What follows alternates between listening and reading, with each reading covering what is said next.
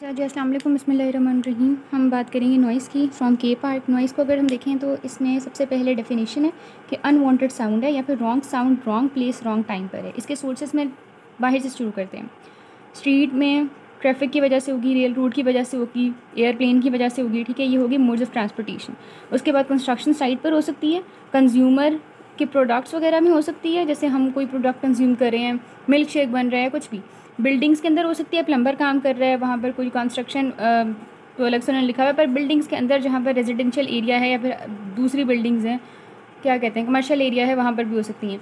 तो इंडस्ट्रीज़ वगैरह के अंदर भी हो सकती हैं, ठीक है। उसके बाद है प्रॉपर्टीज़ ऑफ साउंड।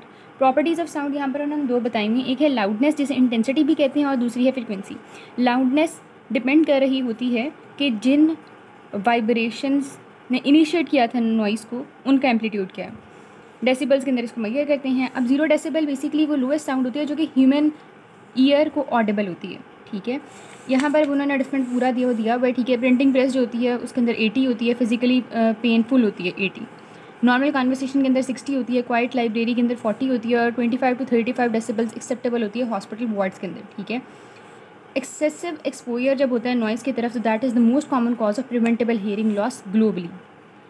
फ्रीक्वेंसी की तरफ आ जाएँ तो ज़्यादा फ्रीक्वेंसी का मतलब होता है पिच ज़्यादा है। इसको हर्ट्ज़ के अंदर डिनोट करते हैं और एक हर्ट इक्वल टू 1 वेव पर सेकेंड, ठीक है। ह्यूमन ईयर की फ्रीक्वेंसी रेंज क्या होती है 20 से 20,000 हर्ट्ज़, लेकिन ये रेंज इफेक्ट होती है by multiple factors which include age या बाकी कुछ सब्जेक्टिव फैक्टर्स हैं, ठीक है। उसके बाद इफेक्ट्स ऑफ नॉइस एक्सपोजर, ये जिन्हें हैजर्ड्स कहेंगे, वो ऑडिटरी और नॉन ऑडिटरी हो सकते हैं। ऑडिटरी के अंदर सबसे पहले है ऑडिटरी फटीग। 90 डेसिबल के रीजन जो होता है उसमें ऑडिटरी फटीग अपीयर हो जाती है और फर्दर इंक्रीज़ करती है टिल द 4000 हर्ट्ज़, ग्रेटेस्ट होती है इस पर auditory fatigue. And auditory fatigue can be associated with के विस्लिंग या बजिंग साउंड ईयर के अंदर आ रही है। डेफनेस हो सकती है, हेयरिंग लॉस हो सकता है। तो उसमें फर्दर फिर उन्होंने टेम्परेरी और परमानेंट हेयरिंग लॉस की बात की हुई है। टेम्परेरी हेयरिंग लॉस का मतलब होता है कि आपने का स्पेसिफिक एक्सपोजर हुआ है नॉइज़ की तरफ और आपको टेम्परेरी से हेयरिंग लॉस हो गया, लेकिन वो डिसअपेयर कर जाता है 24 घंटे के अंदर। नॉइज़ का एक्सपोजर हुआ, टेम्परेरी से हेयरिंग लॉस हो गया, 24 घंटे के बाद सही हो जाओगे, ठीक है। टेम्परेरी हेयरिंग लॉस किस फ्रीक्वेंसीज के रेंज में होता है 4000 to 6000 हर्ट्ज़, ठीक हो गया। ये इतनी सी कहानी थी टेम्परेरी हेयरिंग लॉस की। रिपीटेड या कंटिन्यूस एक्सपोजर अगर आपका हो रहा है 100 डेसिबल्स के अराउंड नॉइज़ के साथ, तो वो परमानेंट हेयरिंग लॉस कॉज करेगा, ठीक है।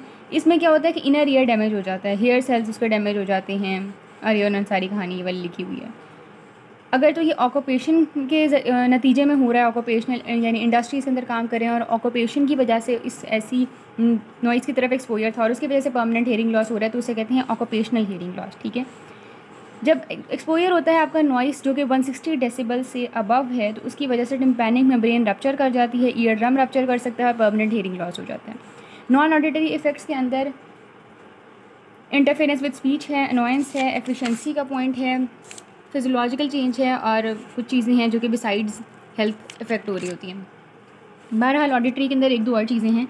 अकॉस्टिक ट्रॉमा यानी सडन हेयरिंग की जो एबिलिटी है वो आपकी सडनली डैमेज हो जाएगी by short burst of extremely large sound, जैसे गन शॉट है या ब्लास्ट हुआ है बहुत शॉर्ट ड्यूरेशन के लिए, लेकिन एक्सट्रीमली लार्ज वो डेसिबल की साउंड थी। और टेनाइटिस यानी रिंगिंग या बजिंग ऑफ ईयर की यहाँ पे डिस्कस कर लिया। और इनर ईयर पे क्या इफेक्ट होता है कि हेयर सेल्स डैमेज हो जाते हैं ड्यू टू द नॉइज़ का लेवल। नॉन ऑडिटरी इफेक्ट हैं कि भाई जब बहुत ज़्यादा नॉइज़ पोल्यूशन है तो आपकी जो आप बात कर रहे हैं उसके साथ इंटरफेरेंस होने लग जाएगी, अनोइंग होंगे आप, एफिशिएंसी कम हो जाएगी, ठीक है।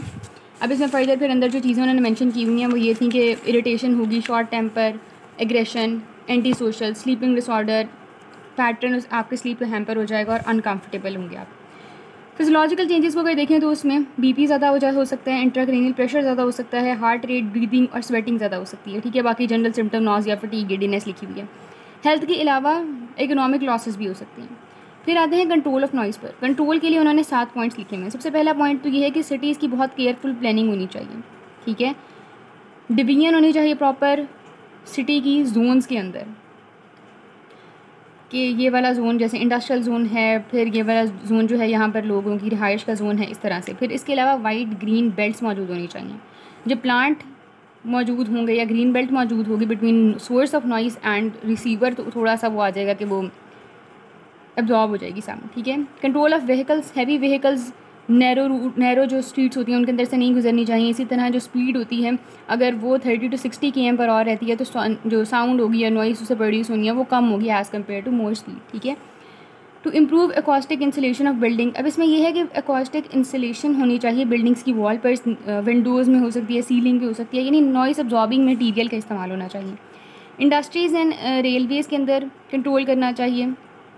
प्रोटेक्शन ऑफ एक्सपोज पर्सन, अच्छा अब जो लोग हैं जो इंडस्ट्रीज़ के अंदर काम कर रहे हैं या जो लोग उस ऐसी जगह पर हैं जो कि एक्सपोज हैं उनके लिए क्या करेंगे हम कि उनको हम चेक कब करेंगे, उनका ऑडियोग्राम पीरियोडिक ऑडियोग्राम चेकअप्स होंगे कि क्या उनकी समात सही है या नहीं। ईयर प्लग्स का इस्तेमाल करेंगे, ईयर मफ्स का इस्तेमाल करेंगे, ठीक है। और लेजिस्लेशन होनी चाहिए प्रॉपर, ठीक है, और एजुकेशन होनी चाहिए रिगार्डिंग इट।